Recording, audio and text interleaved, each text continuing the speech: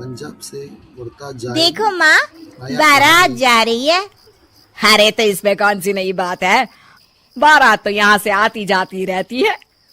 काश माँ मेरी भी शादी हो पाती। अरे तू फिक्र मत कर बेटी, मैं तेरी शादी एक इंसान से करा दूंगी। लेकिन ये कैसे हो सकता है माँ, मैं तो एक चुड़ैल हूँ। अरे इसका भी इलाज है मेरे पास। कल ही हम नदी के किनारे वाले जादूगर के पास चलेंगे, वो अपनी शक्ति से हम दोनों को इंसान बना देगा। और ठीक ऐसा ही होता है। जादूगर उन दोनों माँ बेटी को चुड़ैल से इंसान के रूप में बदल देता है। ये तो कमाल हो गया माँ, अब तो मुझे कोई पहचान नहीं पाएगा। ये भभूति रखो, इसे हर रात खा लेना, वरना सुबह तुम अपने असली रूप में आ जाओगी। जी जी बिल्कुल खा लूंगी। कुछ दिनों के बाद चुड़ैल की माँ अपनी बेटी की शादी धोखे से हरीश नाम के लड़के से करवा देती है। फिर एक दिन, अरे मान गए हरीश, इतनी सुंदर पत्नी तो किस्मत वालों को मिलती है, और एक तुम हो कि खुश होने के बजाय हमेशा तुम्हारा मुंह हारे हुए लीडर के चमचे की तरह लटका रहता है। अरे सुन भाई, मेरी पत्नी सुंदर है तो क्या करूं, नाचूं? देख लाला, सुबह सुबह मेरा दिमाग खराब मत कर।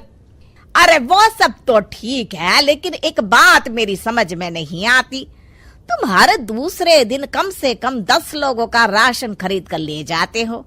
अरे आखिर तुम इतने राशन का करते क्या हो? तुम्हारे घर में तो खाने वाले सिर्फ 4 लोग हैं।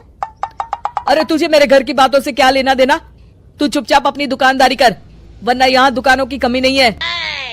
इतना कहकर हरीश वहाँ से चला जाता है।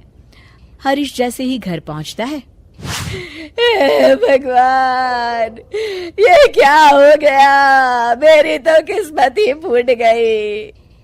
अरे क्या सोचकर मैंने अपने बेटे की शादी करवाई थी, अरे क्या हो गया, मेरी बहू तो एक नंबर की चांडाल निकली, मुझे मेरे ही घर की नौकरानी बना दी। ए कमला, क्या बड़बड़ कर रही है? चुपचाप काम नहीं कर सकती क्या?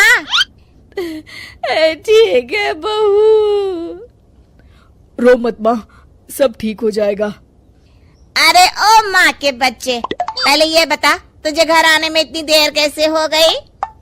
अरे भाग्यवान, मैं दुकान से राशन खरीद रहा था। आखिर तुम 10 लोगों का खाना अकेले खा जाती हो, इसलिए हर दूसरे दिन राशन खरीदने जाना पड़ता है। अरे चल ठीक है। ए कमला, फटाफट मेरे लिए खाना बना, बड़ी जोरों की भूख लगी है। मैं अपने कमरे में जा रही हूँ। ए हरीश, चल मेरे पैर दबा। मेरी समझ में नहीं आता, ये बहू आखिर हमसे किस जन्म का बदला ले रही है, हमने इसका क्या बिगाड़ा है? अरे नाश पिटी, ये सब तेरी वजह से हुआ है, तुझे ही बड़ी जल्दी थी अपने बेटे की शादी करवाने की। अरे तो इसमें मेरी क्या गलती है जी, जो हर माँ करती है मैंने भी तो वही किया है ना। सही तरीके से जांच पड़ताल तो कर लेती कि लड़की कैसी है, स्वभाव कैसा है। इस तरह आंसू बहाने से अब कोई फायदा नहीं, जो गलती की है अब तो उसकी सजा भुगतनी पड़ेगी। आपका ये भाषण सुनने का वक्त नहीं है मेरे पास, मैं तो चली रसोई घर में खाना बनाने, नहीं तो ये डायन मुझे ही पकाकर खा जाएगी। कमला रसोई घर में चली जाती है। इस तरह हरीश और उसके घर वालों की जिंदगी नरक बन जाती है। कुछ दिन बीत जाते हैं। फिर एक रात, आज तो खाना खा के मजा आ गया। कुछ भी कहो, मेरी बुढ़िया सास खाना एक नंबर का बनाती है। और ये कामचोर हरीश क्या कर रहा है? ए लड़के, ठीक तरह से पैर दबा। आज तो मुझे बहुत नींद आ रही है। इस तरह उस रात चुड़ैल जादूगर की दी हुई भभूति खाना भूल जाती है। अगली सुबह अपनी बगल में लेटी चुड़ैल को देखकर हरीश की आंखें फटी की फटी रह जाती है।